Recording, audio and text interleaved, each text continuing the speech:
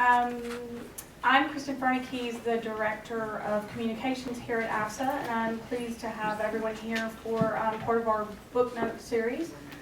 We're delighted to have Matthew Palmer here, who is a veteran of the United States Foreign Service, and until recently was political counselor at the American Embassy in Belgrade, but is now a director in EAP-MLA. He is a life member of the Council of Foreign Relations and has worked as a diplomat all over the world.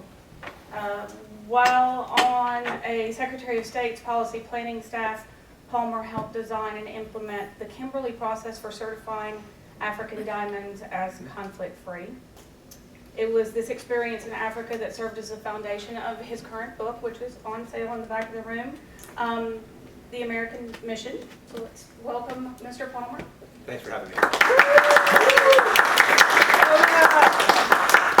So that was my brief introduction. I'm going to let him say a little bit more about himself and his experience, and then we'll do I'll ask some questions, and then we're going to open it up to you guys to ask some questions as well.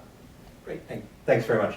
I'm going to assume that almost everybody in the room here is a colleague, so I can skip through a lot of the stuff about what it is that the State Department and the Foreign Service is. I've been in for about 22 years. 22 years. I joined with these guys. October 92. That's the time when I joined. I joined actually as an Asianist. I'd done Japan my entire academic and professional life, and my ambition at the time, I knew exactly what I wanted to do. I wanted to brush up my Japanese, go to Japan, join the Chrysanthemum Club, bounce back and forth between Japan and the department. And so I'd submitted my little wish list in A100 for where I wanted to go with a bunch of Asia jobs. Flag Day comes around, they call my name, I stand up, and they say, Matt Palmer, Beijing. I'm very excited about this. Do you remember this? Yeah. And it's a great job. It was a science and technology job in Beijing, very exciting. I go to the front of the room, I get my little Chinese flag. We all go out to the Brick Skeller that night, and I drink Qingdao until 3 o'clock in the morning. And the next day at like 8, I get a call from my CDO. It says, Matt, this Beijing job is being eliminated. How do you feel about, I still have Qingdao floating through my bloodstream. How do you feel about Belgrade? And I said to the guy, a little fuzzy, is that next alphabetically? and to his eternal credit, the guy says, no, it's Beirut. We don't have any openings there. And so they then proceeded to teach me Serbo-Croatian and ship me off to the Balkans. I was then in Belgrade in 93, 95, so the height of the Bosnian War. Terrible, terrible, dark times, but professionally fascinating, fabulous, wonderful. I met the woman who was going to be my wife there, and then I kind of got married to the place and bounced back and forth to the Balkans, a place that I had no intention of ever visiting, much less living for as many years as I have wound up living in that place.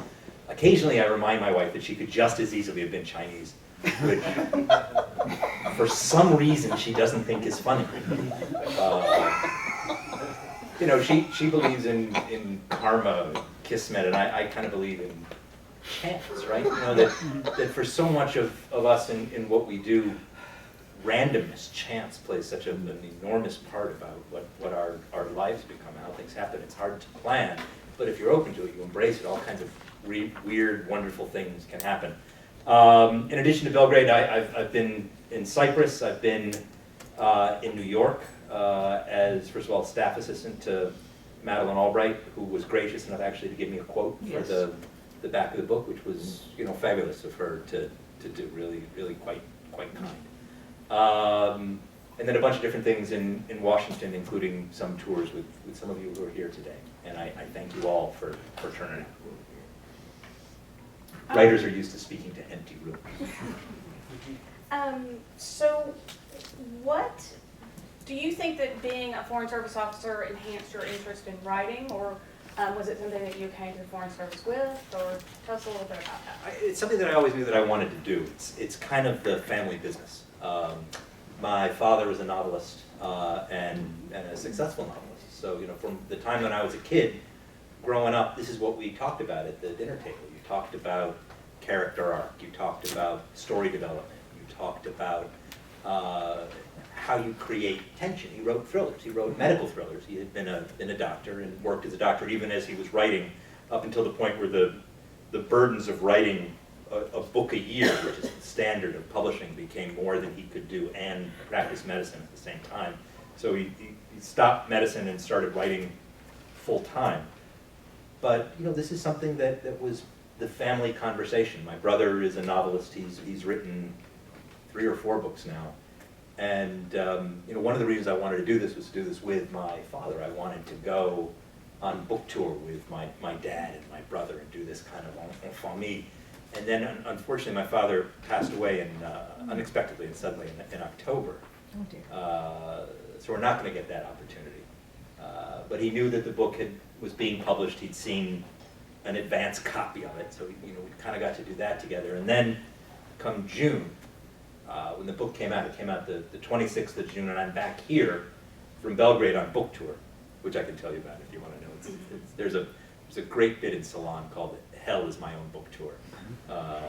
But so I'm back here for the book tour, and on the 26th of June, I walked into Barnes & Noble in Arlington, my little home Barnes & Noble, and there on the bookshelf of new releases, there's my book, my father's last book, and my brother's most recent book. Nice. All kind of one right next to each other on the shelf, and Cool. Pop would have liked that. Yeah. That's cool. What was his name, Matt? My father Yeah. is Michael Palmer. Michael Palmer. My brother is Daniel Palmer. And there's only a couple of families I can think of that do this. The Kellermans and the King family are the only ones I know of that have quite so many folks in the immediate family writing commercial stuff. And it's fun, and Pop was proud of us both, and I'm sorry we don't get that opportunity that I was looking forward to, but that moment of walking into Barnes & Noble and seeing those 3 books lined up right next to each other was extremely cool.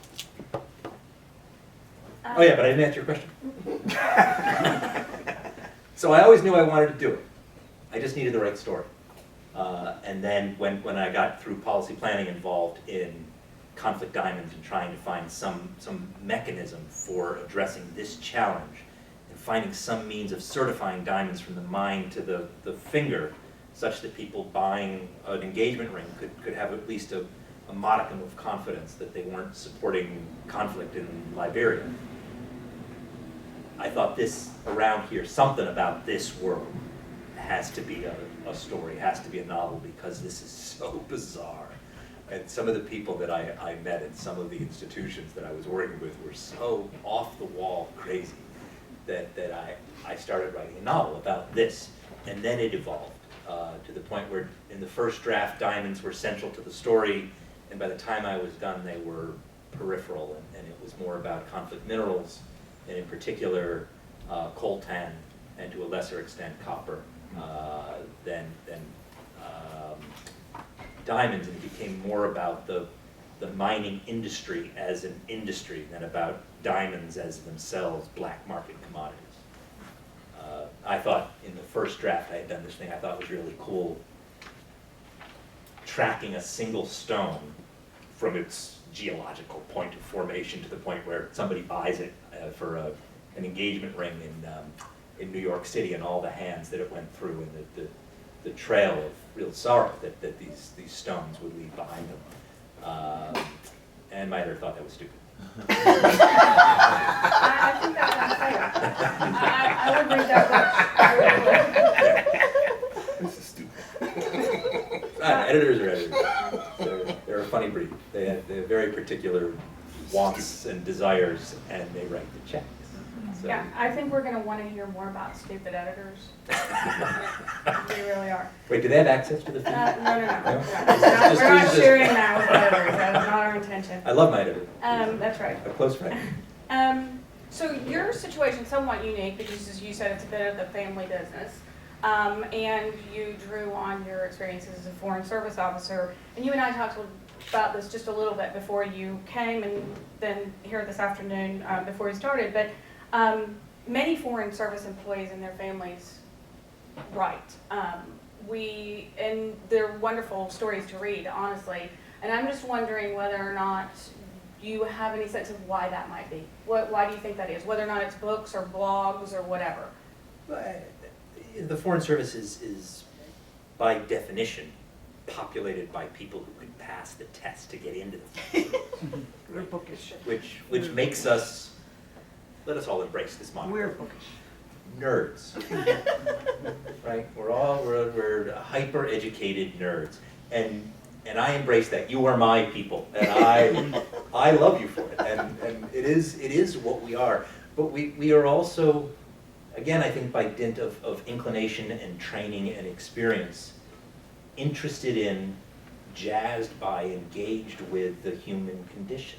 Right? This is what interests us. It's why we do this. If you're not interested in people and the experiences of people, you're not going to be any good at this profession. So I think the same things that make us good diplomats, the same thing that make us good Foreign Service officers, that make us people who first of all want to engage foreign cultures, live within a foreign culture, learn from it, influence it, work with it, work within it, is the same kind of thing that would motivate one to want to write about it, or to write about human beings.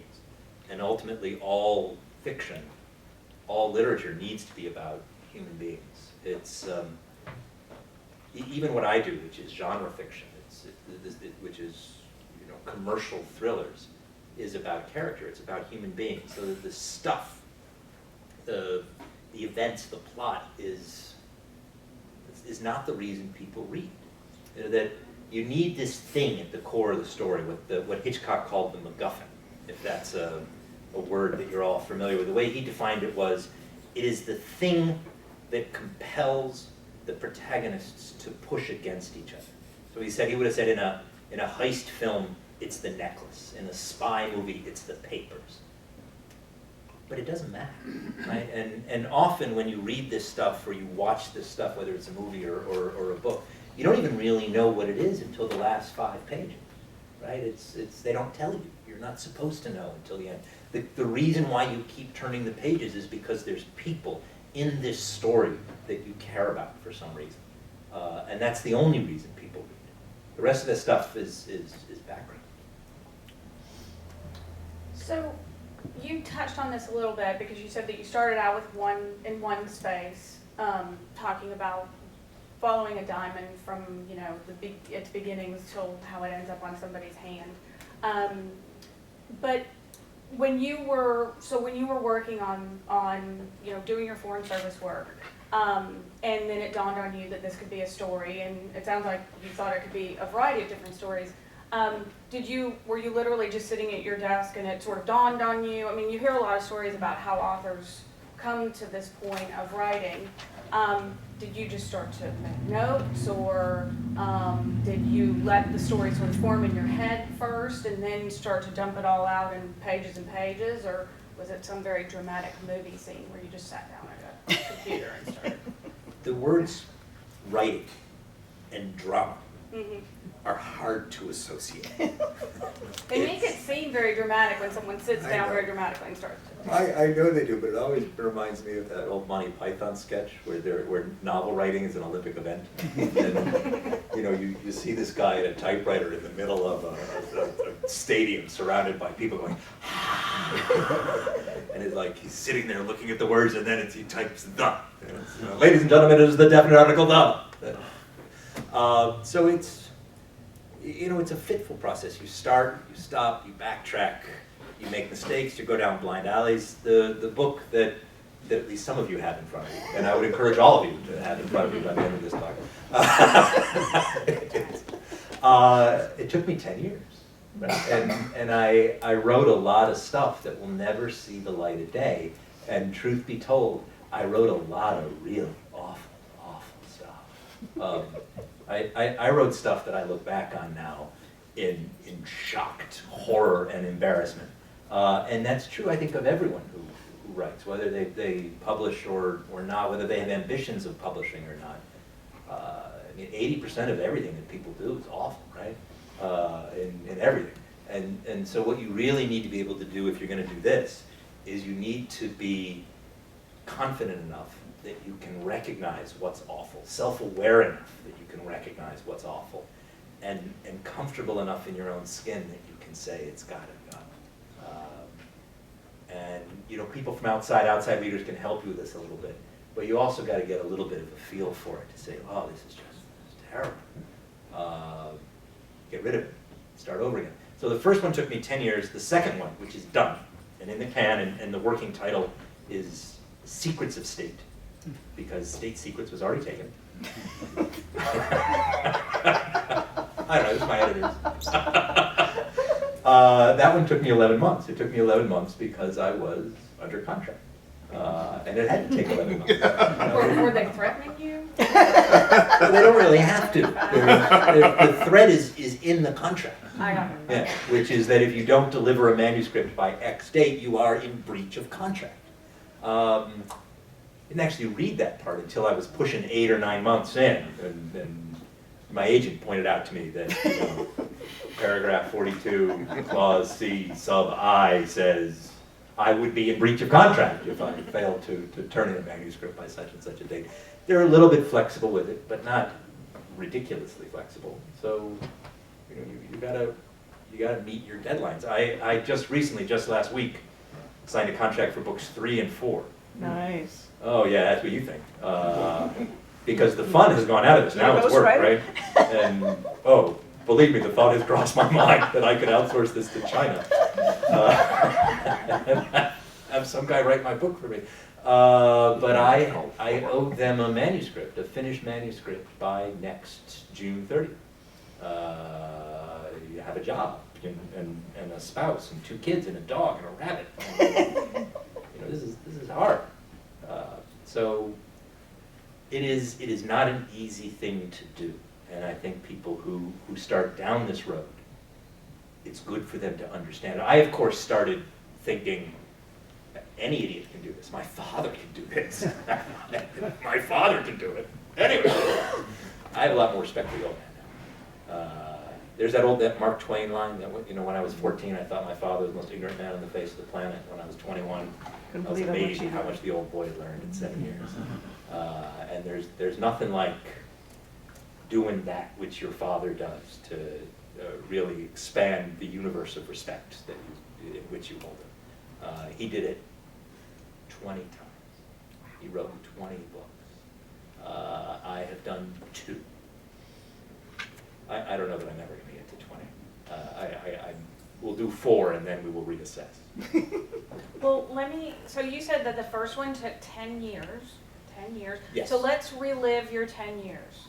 Oh, do we and have all to? of its glory. Yeah. I think that there's a lot of people who would like to know. So tell me, you know, splitting up your 10 years, you started to write things down, you thought this would be an interesting story, it changed. So, you know, at what point did you reach out to a publisher? Did you have to sort of attempt to sell it to a number of different groups? Just talk through, you know, again, Right. from pen to paper to this last part of, you know, now you're sitting here. Now I'm sitting here. All right. So, I mean, the first thing I did was write a treatment. So it's essentially 30 pages, double spaced, that is the story, right? And it begins not with the plot, again, which nobody cares about. The question that's always up front in these things is, well, there's 2 things. This is just what I learned how to do from my father. And there's many roads to the top of the mountain. This is not the way to do it. This is the way that I know how to do it. And it's the only way I know how to do it because it's what my dad taught me. And I think this is not necessarily the way that everybody does it, but it works for me. You start with a what if question, and it shouldn't be any more than like 25 words, right? This is the little MacGuffin thing. So for this book, the what if question is, what if a mid-level FSO discovers that the embassy to which he is assigned is corrupt top to bottom in the pocket of an international mining company, right? That's my little what if question. And then when I start the treatment, the question really is, well, who is this about? Who is this guy, right? And so you start, of the 30 pages, the first 5 are all about him, are all about the protagonist. And a lot of that stuff doesn't even make it in the book. It's just stuff that I need to know about what is the nature of this guy. And then, one of the things they teach you, one of the basic rules of this, of writing in general, and commercial fiction, I think in particular, is you don't want to tell the reader stuff. You want to show the reader things, right? So, all right, I've got a guy here. The guy he's got a little bit of a temper.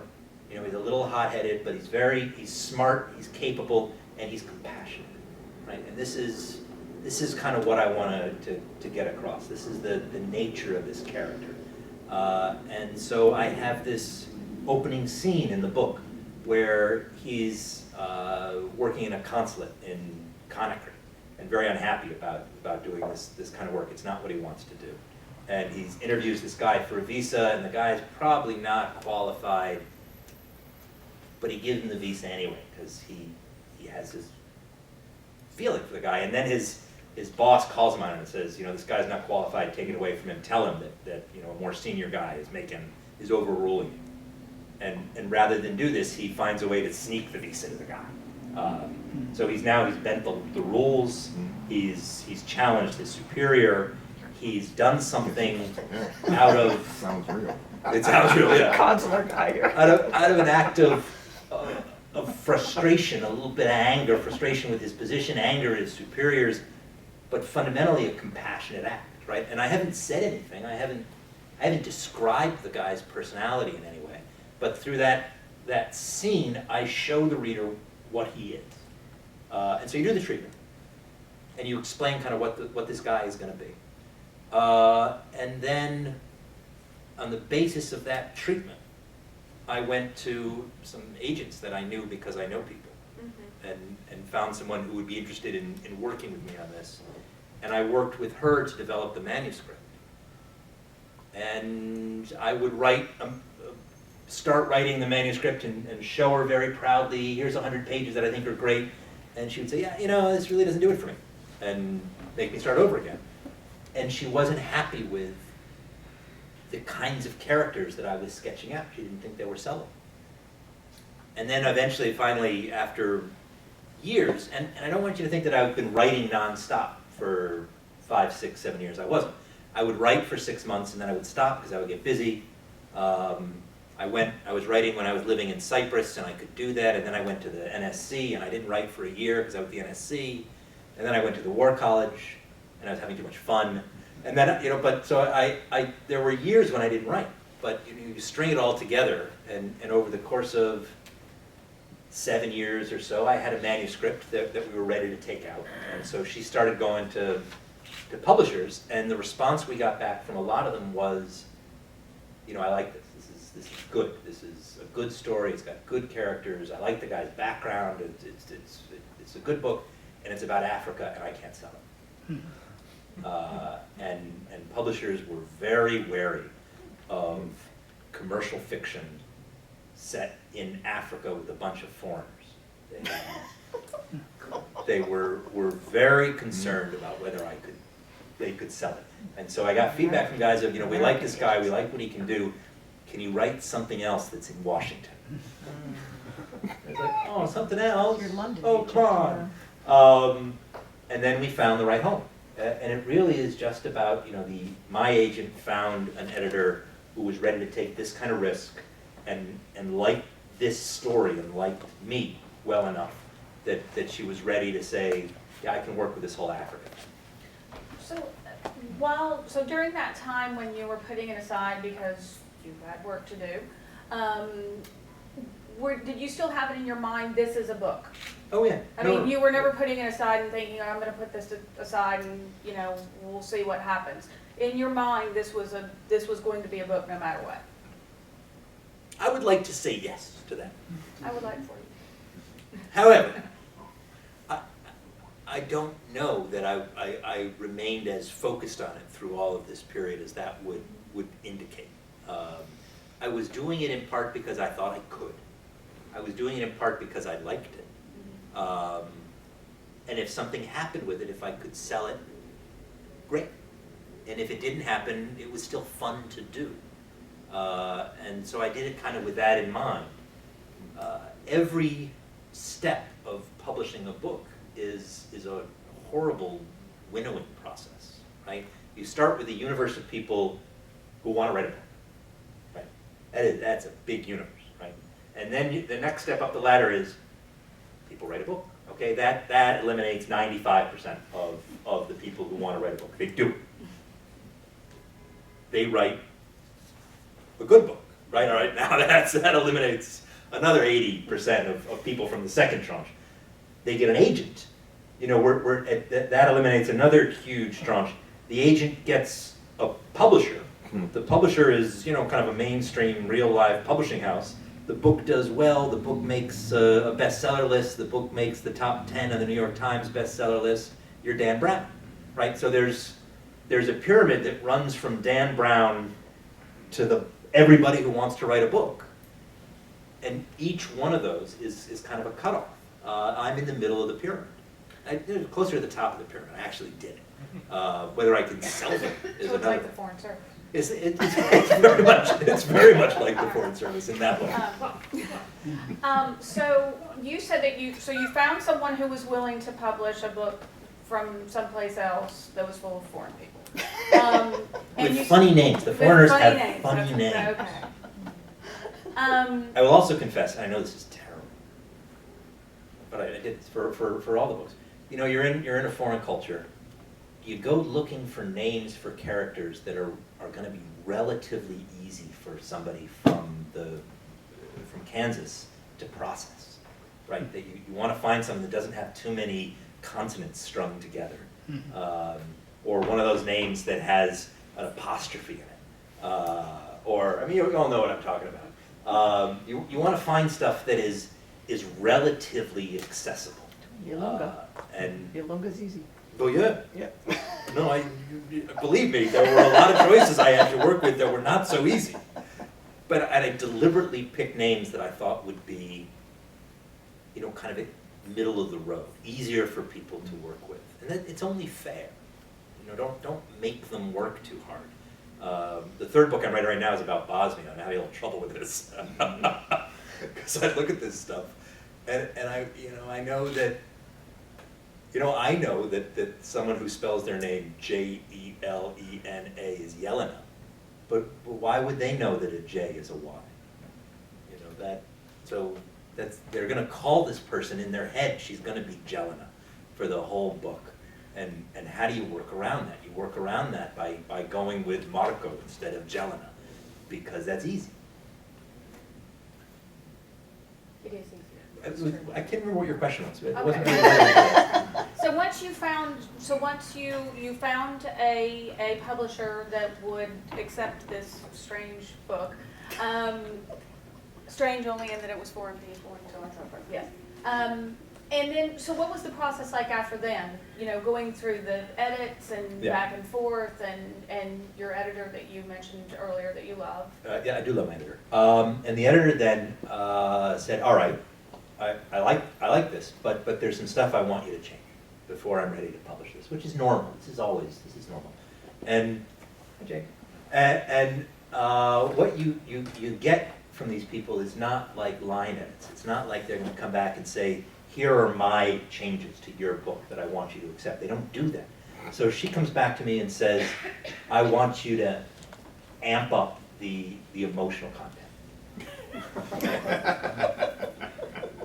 And I said, "Okay, how do I do that?" And she said, "I don't know, you're the writer." Right? And so now the burden is on me Did it. to figure out what the hell she Oh, means. you killed Father Antoine, that's how you did it. Yeah, but he was dead in the first draft.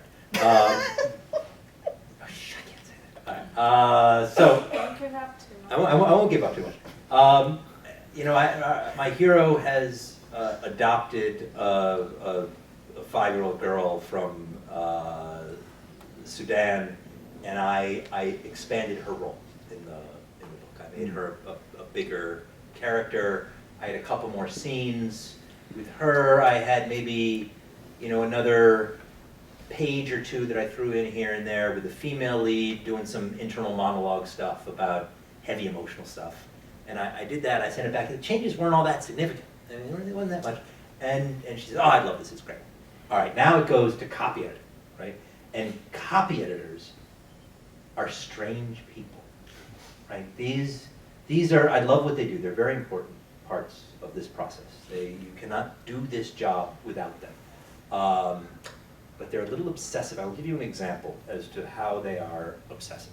Not from this book, but from the second book, where I have my hero, someone has tried to kill him in Washington. He's on the run. He wants to find some way that he can go to this guy who he thinks can help him, and he wants to do it as anonymously as possible. He's going to take a Greyhound. He's going to take a bus, right? So I have the guy getting a bus in D.C., taking it to Richmond, changing it to Asheville, North Carolina, getting on the local to wherever it was that he was going in North Carolina, Linville, I think, North Carolina.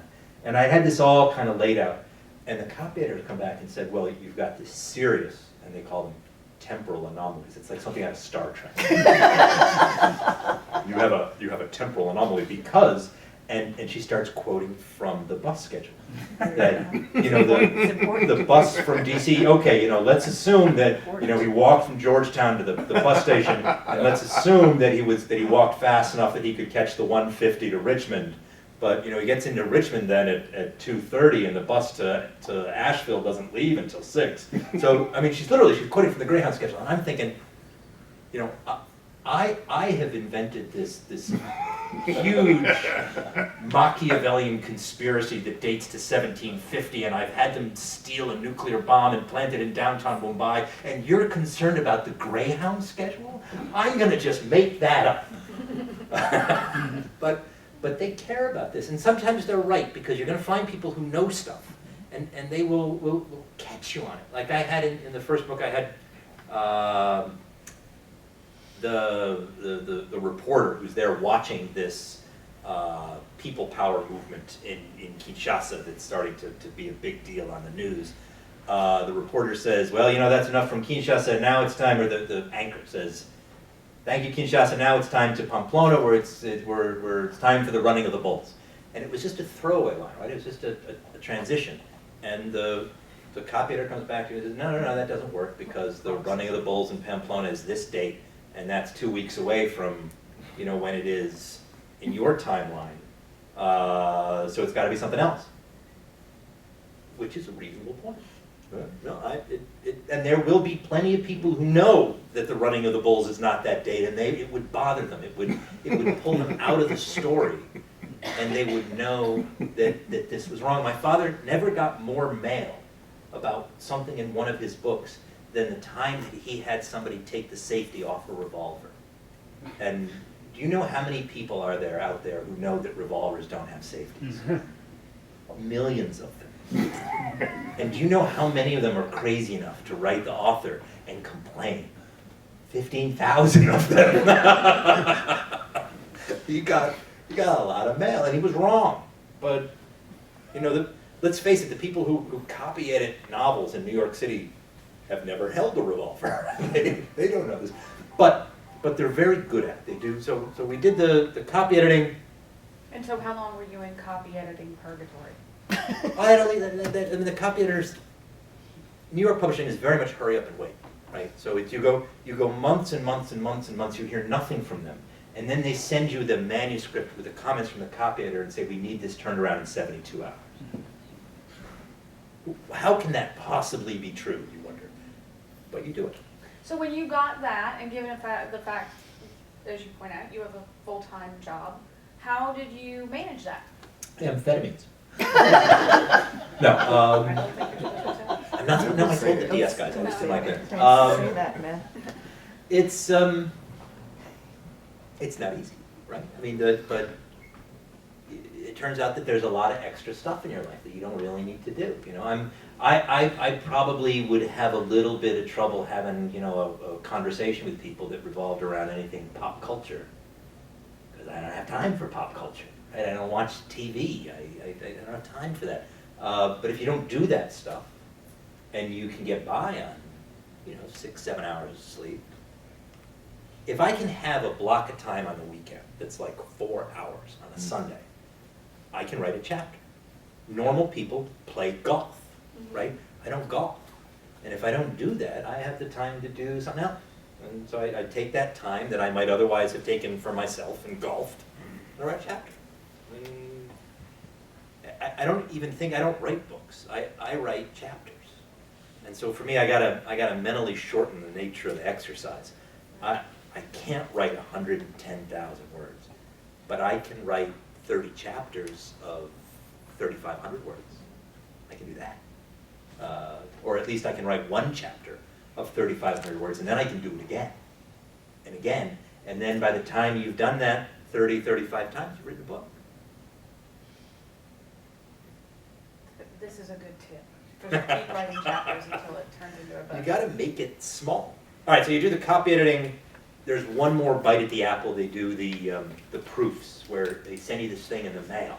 Now, it's not a software thing. It's a big stack of papers, and it looks like a book. It's actual pages, and you get to read through the whole thing again and look for mistakes and changes. And now you're really just looking for typos, right? And so you do that, send it back, then they send you this thing called the uncorrected proofs. Now it's bound. It has no cover on it. It's just a blank color. Mine was red. And it's the first time that you have a thing that could be, it looks kind of like a book. And they use that to get the quotes from the other writers, or from Madeline Albright, who read one of those for me and gave me a quote, which was very decent of her. And the next step is this thing called the advanced reading copy, which they send out to reviewers. And this is all still months before your book comes out. And then finally it's release date, and you get a box in the mail. I got 35 of those. It says in the contract how many of those I'm going to get. They sent me a box of 35. And for any of you who are interested, they're all gone. I gave them all away already in Belgrade, so you're on your own. But that's the process. So now you've published your book, and you said that you're on a book tour. How long does that go? It was about a week. And I would not describe that as the best week of my life.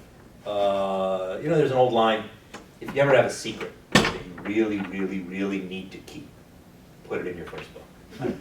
Because, nobody knows who you are. And so why are they going to turn out and hear you speak? So they sent me to Arizona. Really, they're sending you to, the publishers are sending you to bookstores, independent bookstores, where there are people who are influential in the industry.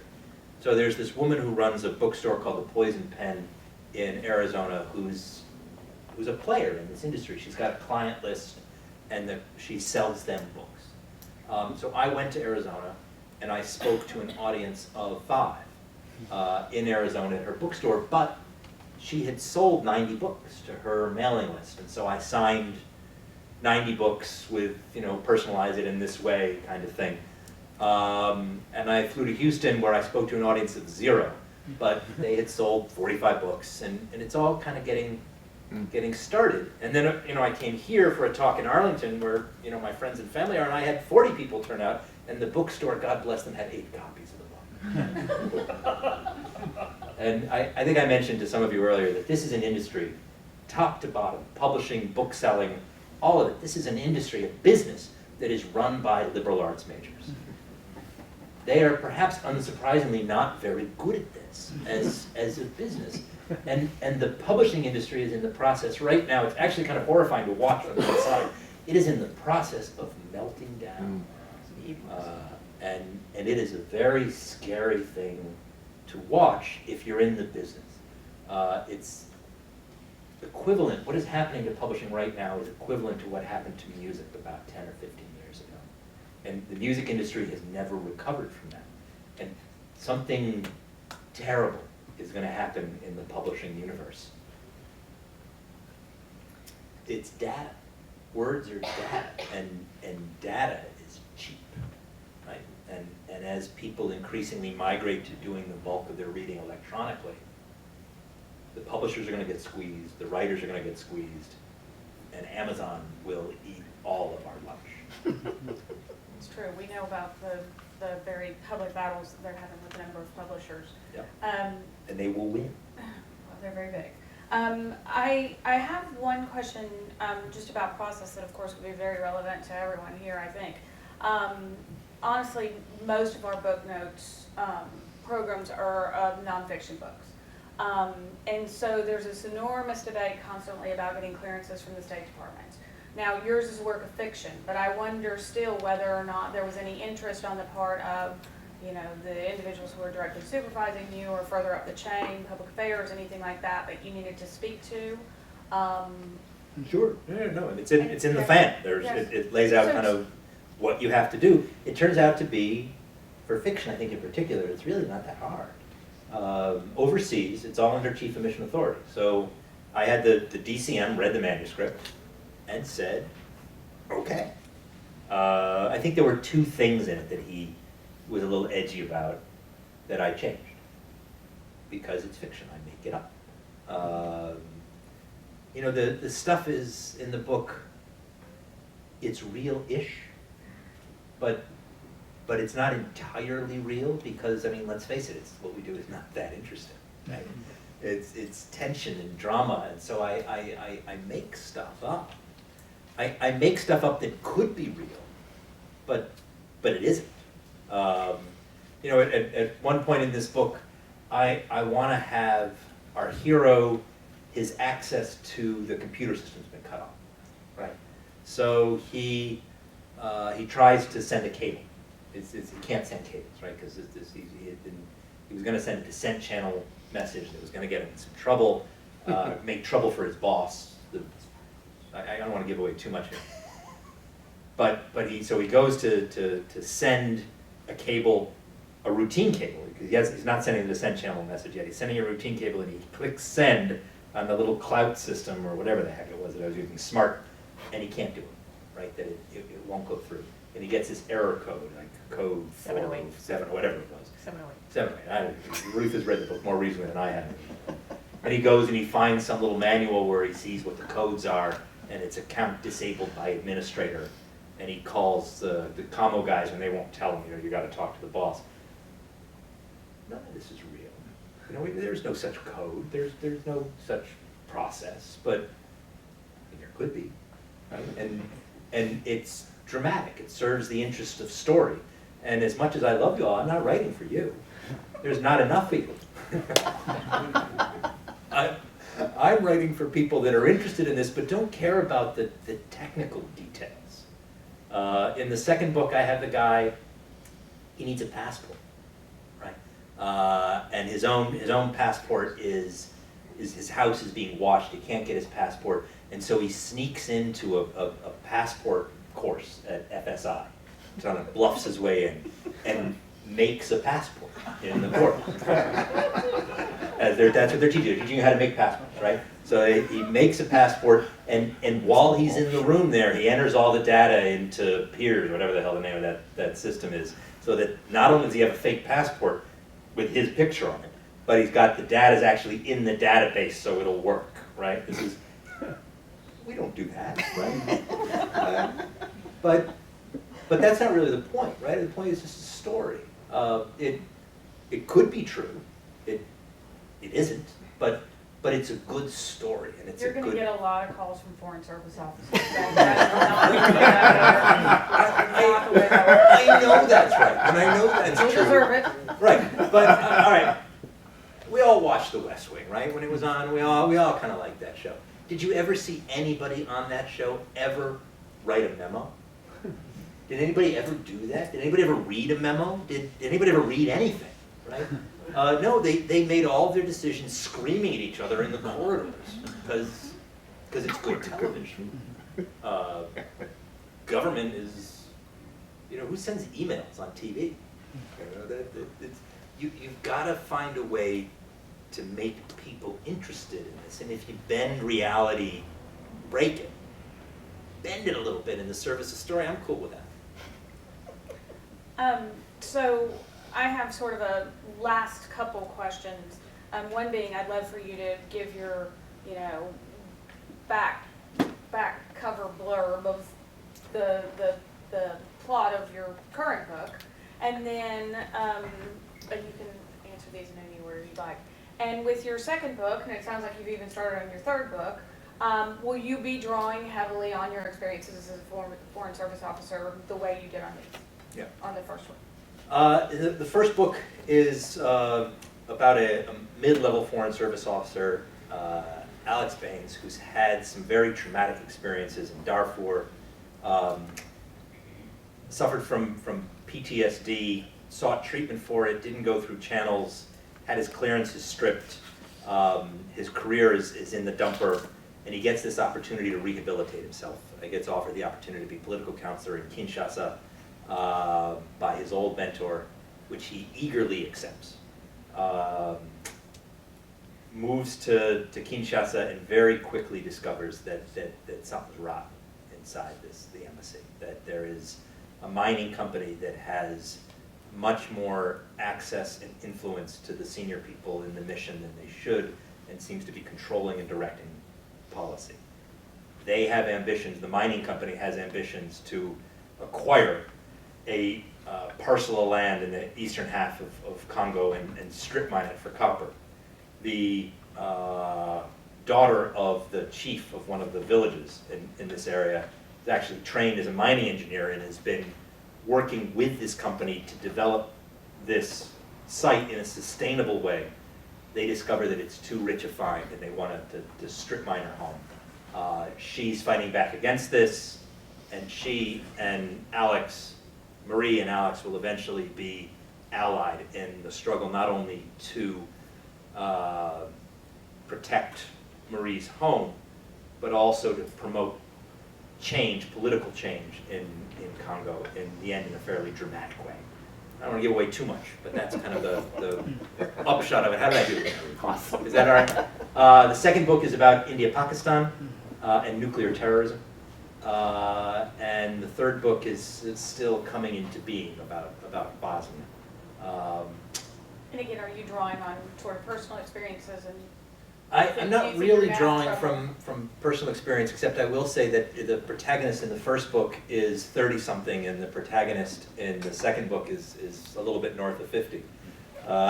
So I'm not yet there, but I'm dangerously close. I do have one line from that book actually relevant to that I would share with you because it made me laugh when I wrote it. Sam, my hero in the second book, I said, Sam was only a few months north of 50, but somehow the AARP had already found him. They were relentless. Hell, it was probably the AARP that found Bin Laden when he turned 50 and qualified for a free subscription to senior living. They can find everything. I just love the image of Bin Laden in his cave getting, In a magazine. in a magazine. Yeah. I'm just about to open it up for Q&A, and we'll pass the mic around. And this is just sort of transitional.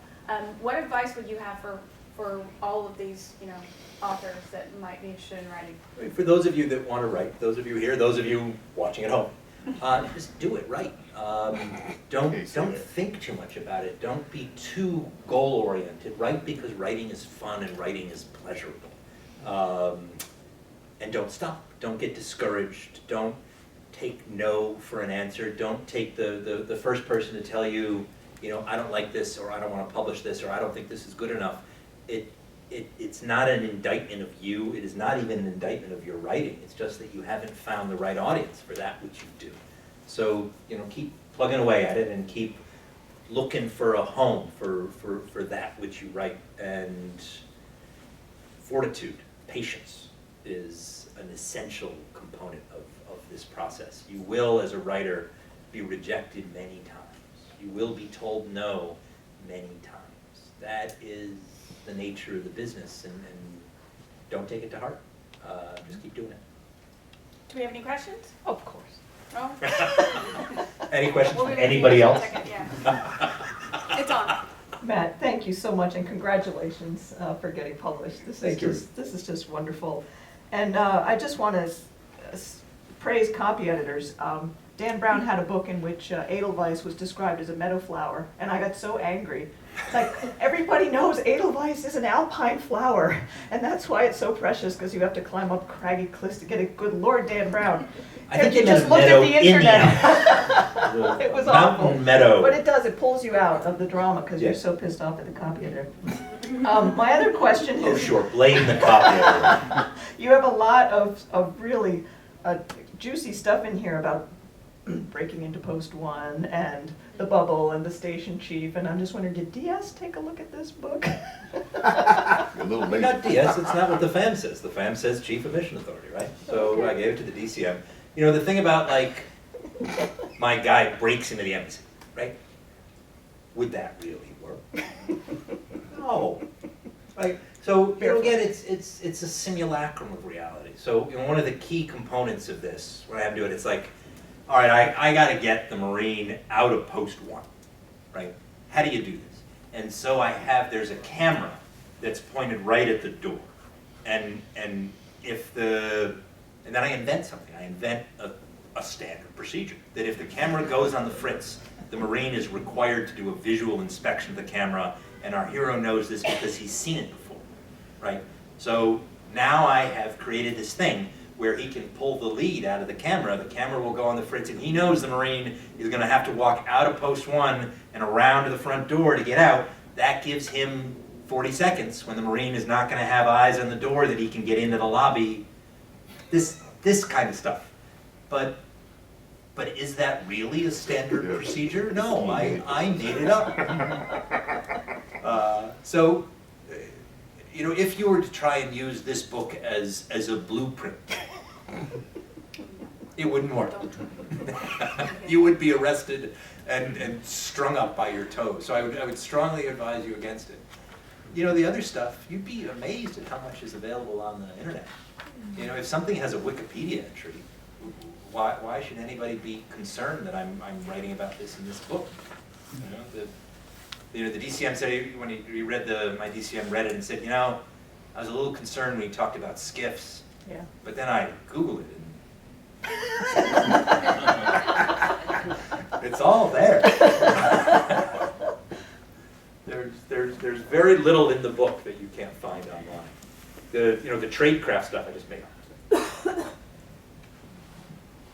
Hi, thanks very much for making this event possible.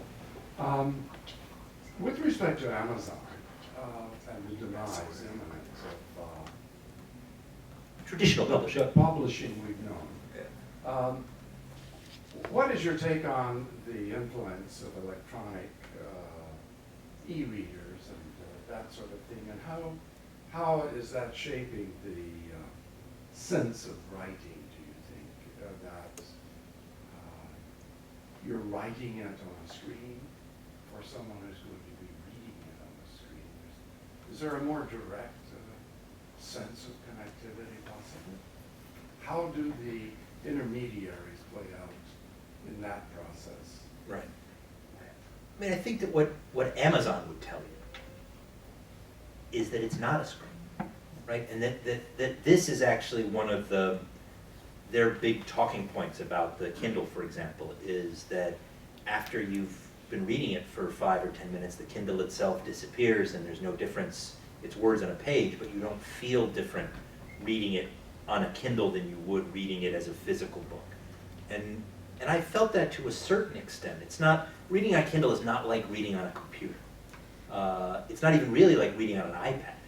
It doesn't feel like an iPad.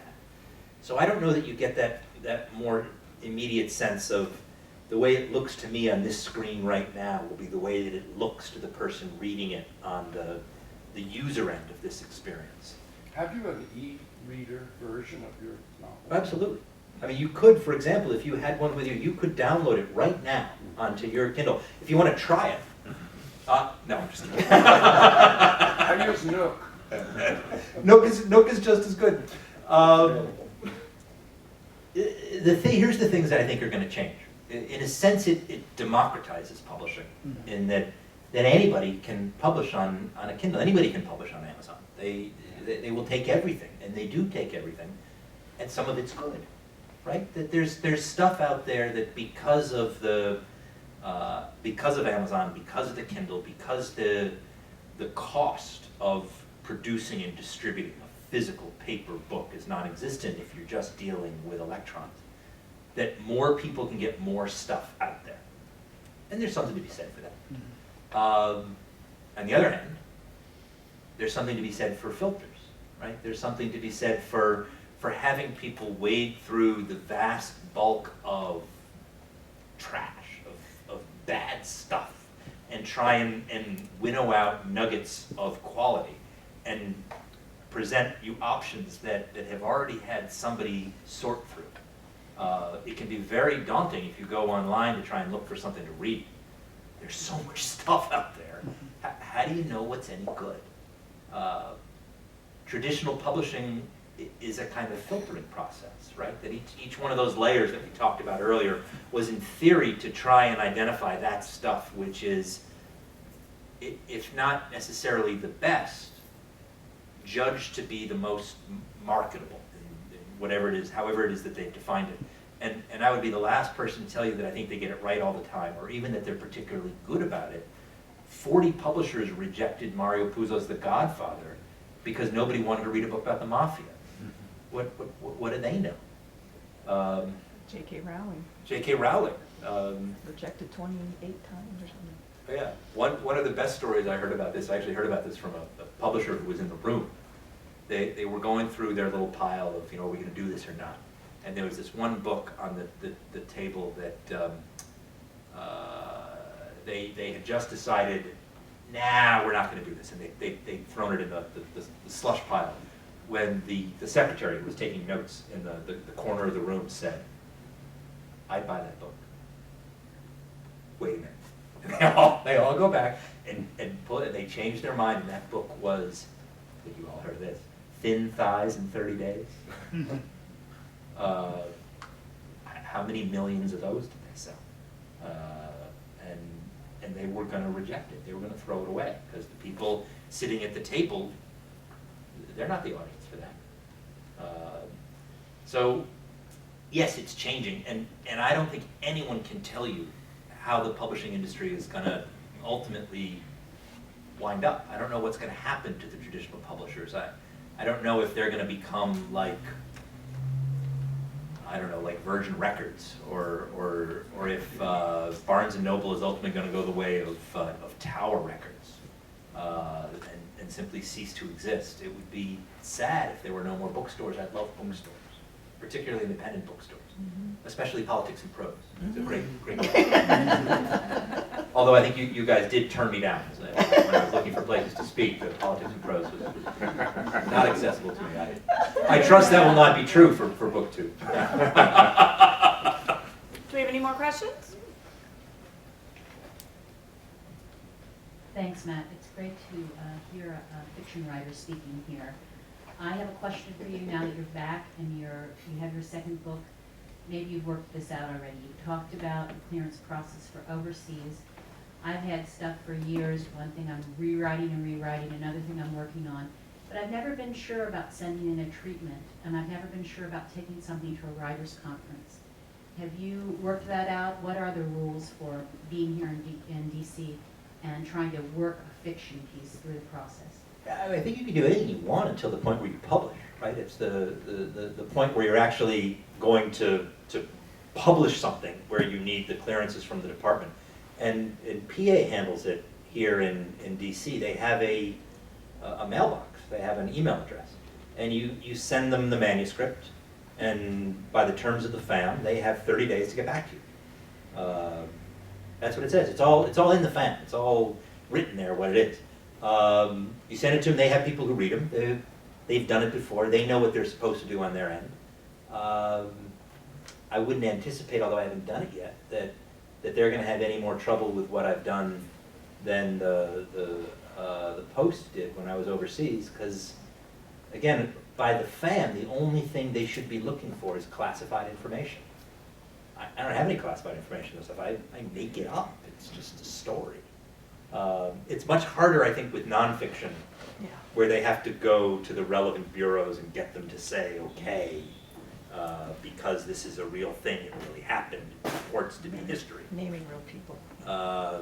Mine is just, who's going to get their nose bent out of shape about, John Grisham?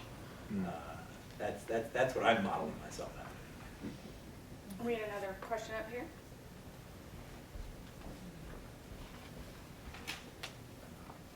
Thank you. Although my wife has cautioned me against ever writing a novel because of my emotional ignorance, I suppose. Yeah, mine too, though. I have considered it, and in thinking about the Foreign Service, we're all familiar with intelligence officer novels, or even military men novels, military men and women, or sometimes the combination. But I wonder how you finesse this question of, not exactly pedestrian work, but I mean just normal, average work that most people do in the Foreign Service. It sounds like you've taken a bit of Foreign Service lore, but put the main emphasis on the culture, or on a problem of the culture that you're in, rather than relationships among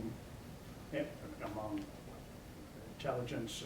Well, you're headed for nuclear bombs, I guess, or maybe you've just come away from nuclear bombs. Anyway, how do you manage the Foreign Service per se side of this thing? Is that just? It's backdrop. Just back. It's not, the story is not about the Foreign Service. My protagonists, many of them are in the Foreign Service, but the story is about the individual people, right? And what you're trying to create in this kind of fiction, this is a very particular thing. There's lots of different kinds of fiction, and the kind that I do is a thriller. It's genre fiction, and they want you to do something very particular. They're looking for tension. They're looking for suspense.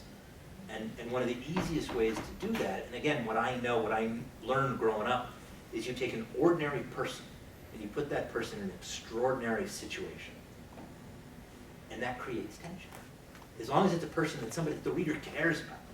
So you want to have somebody who's sympathetic, someone who's accessible, and someone who's got skin in the game, someone who's got a stake, someone who is something that he or she cares about is somehow in danger. And you feel for this person. You don't want something bad to happen to this person. You like this person. And when it looks like something bad is going to happen to this person, you have an emotional reaction. You get tense and nervous and sweaty, and that's what this is all supposed to do. That's what this genre is that. So the other stuff is, if you get lost in that other stuff, you've lost the person, and then you've lost the story, and you've lost your reader. Anyone else?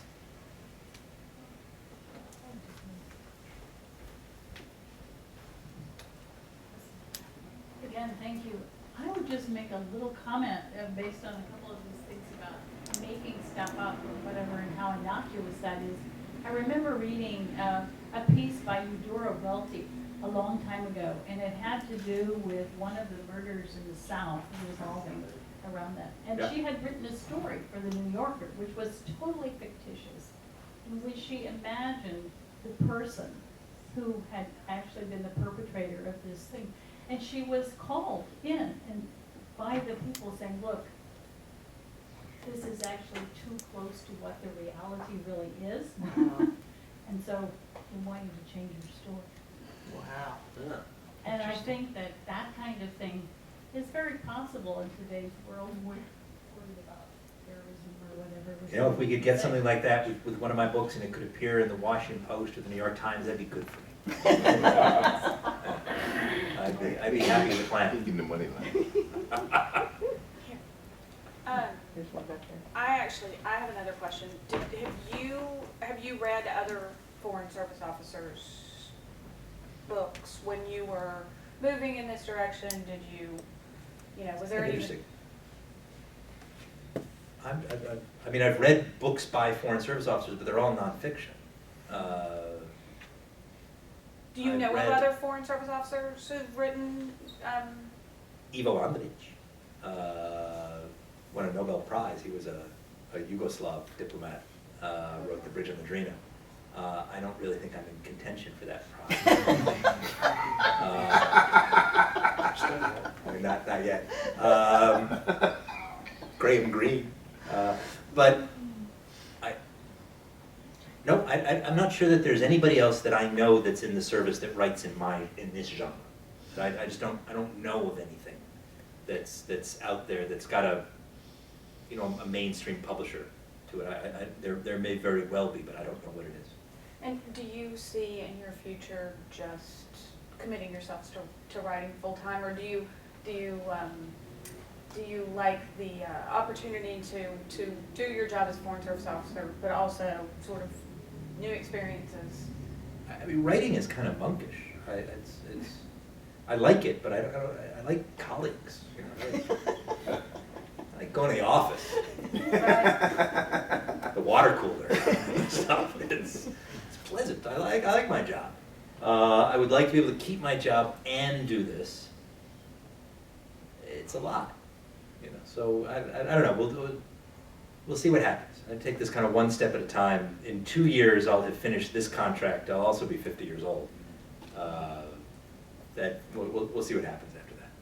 Well, I have to thank you for coming, and as was pointed out by one of the people in our audience, we're delighted to have someone who's written something fiction, and very enjoyable, and it was wonderful talking to you.